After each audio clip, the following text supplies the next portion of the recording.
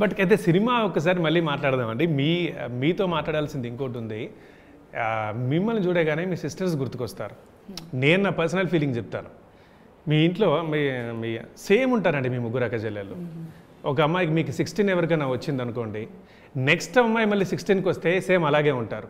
Next ఇప్పుడు మీరు వచ్చారు ఆ 16కి సేమ్ అలాగే ఉంటారు. చిన్నప్పుడు నేను కన్ఫ్యూజ్ అయ్యేవాడిని, రుక్మిణి సినిమాలో ఎవరున్నారు, ఈ ఈశ్వర్ సినిమాలో ఎవరున్నారు, దేవి సినిమాలో ఎవరున్నారు, అసలు అందరూ ఒకరా ముగ్గురా అని చెప్పేసి. అంత ఖచ్చితంగా ఎట్లా అండి ఇంట్లో అంటే నేనేం చెప్తానండి, ఇదేంటి క్వశ్చన్ అండి, అది డాడీ జీన్స్. బట్ అంటే ప్రొడక్ట్స్ తయారు చేసినట్టుగా సేమ్ యాస్టీజ్ ఇలాగే ఉండాలి, ఆ ముక్క అలాగే ఉండాలి, మనిషి ఇలాగే ఉండాలి, ఆ స్మైల్ అలాగే ఉండాలి అని దిగినట్టు దిగారు ముగ్గురు. సో ఓకే అండి, thank you, but thanks to God.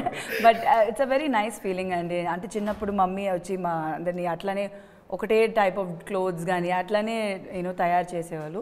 So but yes, అంటే డెఫినెట్లీ కొంచెం డిఫరెన్స్ ఉంది. బట్ చాలా మంది ట్విన్స్ అని అనుకుంటారు, నేను నా సిస్టర్. సో అది ఉండేది. బట్ నాలాగే చాలా మంది అనుకుని ఉంటారు అప్పుడు. అవును, ఇప్పటికీ అడుగుతారు, మీరేనా ఆ సినిమా చేసిందా, అది మీరేనా అని. చాలా కన్ఫ్యూజన్ ఉంటుంది. అవును, ఆ ఈశ్వర్ టైంలో ఏంటి సడన్ గా కొంచెం వేరేలాగానే ఉన్నారు, అంటే కొంచెం కలర్ టోన్ డిఫరెన్స్ ఉండింది. సో అది ఒక్కటే ఎవ్రీబడి వాస్ లైక్, ఏంటి ఏదైనా ట్రీట్మెంట్ చేసి ఫరక్ వచ్చేసింది. బట్ అప్పుడు మాత్రం అలా. మీరు ఒకసారి మనం చిన్నప్పుడు వీళ్ళ అమ్మనైనా చూడండి, మంజుల గారినైనా చూడండి, ఈ ఏజ్ లో ఈమెలానే ఉంటారు. ఇంట్లో అందరు సేమ్. ఒకసారి మీరు ఒకసారి గుర్తు చేసుకోండి. అవును,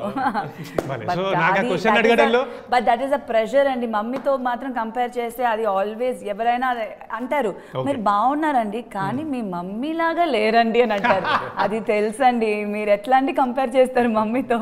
సీతమ్మ వాకిట్లో సిరిమల్ల చెట్లు డైలాగ్ ఉంటుంది మహేష్ బాబు గారితో అని అంటారు, ఏమైనా మీ అమ్మంతం నీకు రాలేదురా అంటుంది రమాప్రభ గారు. సో మిమ్మల్ని అట్లా ఏమైనా మీ అమ్మంతం మీకు రాలేదమ్మా అనాలి.